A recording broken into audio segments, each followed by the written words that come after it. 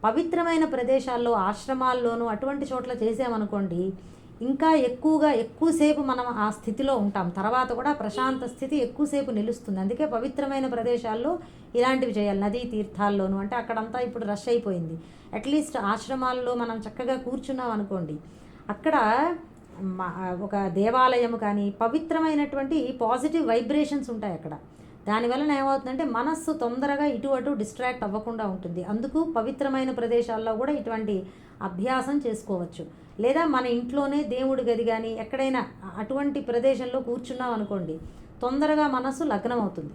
ఒకే చోట చేయడం వెనకాతల ఉన్న ఉద్దేశం కూడా అదే. మనం చేయగా ధ్యానం ఒకే ప్రదేశంలో, ఆ ప్రదేశానికి కొంచెం పవిత్రత వస్తుంది. అక్కడికి వెళ్ళిన వెంటనే మన మనస్సు ఆ వాయు మండలంలో ఉన్నటువంటి ఆ శక్తి వలన అక్కడ చేసి ఉన్నాము కాబట్టి తొందరగా మళ్ళీ మనకి మనస్సు ఇంకా ఎక్కువసేపు లగ్నం అయ్యే అవకాశం ఉంటుంది.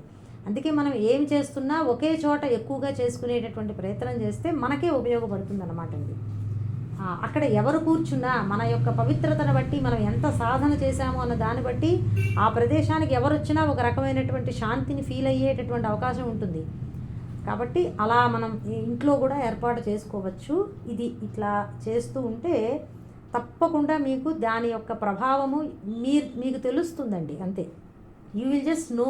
దాని యొక్క ఎఫెక్ట్స్ మీకే కనబడతాయి ధ్యానంలో. కానీ ఆగకుండా ప్రతిరోజు ఒక 5 నిమిషాలైనా 10 నిమిషాలైనా ఇది చేసుకునేటటువంటి ప్రయత్నం చేయండి. నేను కూడా చేస్తాను, ప్రతిరోజు తెల్లవారుజామున చేస్తాను. నేను తక్కువ సమయమైనా పర్వాలేదు, మనకి ఖాళీ లేనప్పుడు 5 నిమిషాలు చేసినా పర్వాలేదు. కానీ దాని యొక్క ఇది వేరు. ఆ సాధన నిరంతరం చేసుకునేటటువంటి దాని వలన కలిగే అడ్వాంటేజెస్ వేరనమాట అండి, బెనిఫిట్స్. అది ప్రయత్నం చేయండి అందరూ. సరే, ఇవాళ ఇంకా ఐ థింక్ దీని తర్వాత ఇంకా నేను ఏమి చెప్పలేను. మీరు ఎలా ఉంటారో వినగలరో లేదో, బట్ నేను ఇంకా చెప్పేటటువంటి స్థితిలో లేను. ఎలాగో సమయం కూడా అయిపోయింది. సో రేపు మళ్ళీ మనం కంటిన్యూ చేద్దాం. యుంజన్ ఏవం, ఇలా యోగాభ్యాసం చేస్తే కలిగేటటువంటి ఫలితాన్ని ఒక శ్లోకంలో మనకి ముందర చెప్పారనమాట. ప్రయోజనాన్ని చెప్పి తిరిగి కొంచెం మనకి యోగాభ్యాస నియమాలు, మళ్ళీ అలాంటి యోగ సాధకుడికి ఉండవలసినటువంటి నియమాలు మళ్ళీ తర్వాత శ్లోకాలలో చెప్తారు. ఇక్కడ వినడము కంటే 6వ అధ్యాయంలో ఎక్కువ ఇంపార్టెన్స్ మనం ధ్యానానికేనండి, ప్రాక్టీస్కి. ప్రతిరోజు నిజానికి చేయించాలి. సమయము ఉన్నంతసేపు చేయిస్తాను. ఒక 5-10 నిమిషాలు మనం కొంచెం ప్రాక్టీస్ చేస్తే ఇక్కడే మీకు దాని యొక్క ఒక అలవాటు అయిపోతే తర్వాత మళ్ళీ ఎవరికి వాళ్ళే చేసుకోవచ్చు. ట్రై చేద్దాం. రేపు ఎల్లుండి కూడా చెప్పుకునే ప్రయత్నం చేద్దాము. చూద్దాం ఎంతవరకు వర్కౌట్ అవుతుందో చూద్దాం. తప్పకుండా కొన్ని ఎక్కువసార్లు మనం ధ్యానం చేసే ఇది పెట్టుకుందాం. ధ్యానం చేద్దాము అని సంకల్పం చేసుకుందాము, అట్లీస్ట్ ఈ అధ్యాయం అయ్యే లోపు. చాలండి ఇవాళకి. సర్వం శ్రీ సద్గురు చరణారవిందార్పణమస్తు. జ్ఞానానందమయం దేవం నిర్మలస్ఫటికాకృతిం ఆధారం సర్వవిద్యానాం హయగ్రీవముపాస్మహే. ఇంకొక విషయము, ధ్యానం చేసేటప్పుడు కొంతమందికి భూమధ్య భాగంలో నిలిపినప్పుడు దృష్టి తలకాయ నొప్పి రావచ్చు. మరీ ఎక్కువగా వస్తే చెయ్యొద్దండి. మిగతా ఇంకొకటి చెప్పాను కదా, అది చేసుకోండి. మాకు అలా ఏమీ రావట్లేదు అంటే చక్కగా ఎంతసేపు కావాలంటే అంతసేపు మీరు దృష్టిని భూమధ్య భాగంలో నిలుపుకోవచ్చు. అది కూడా జస్ట్ చెప్తున్నాను. ఓకేనండి. జయ గురుదత్త. చాలు ఇవాళకి. మళ్ళీ రేపు కంటిన్యూ చేద్దాం.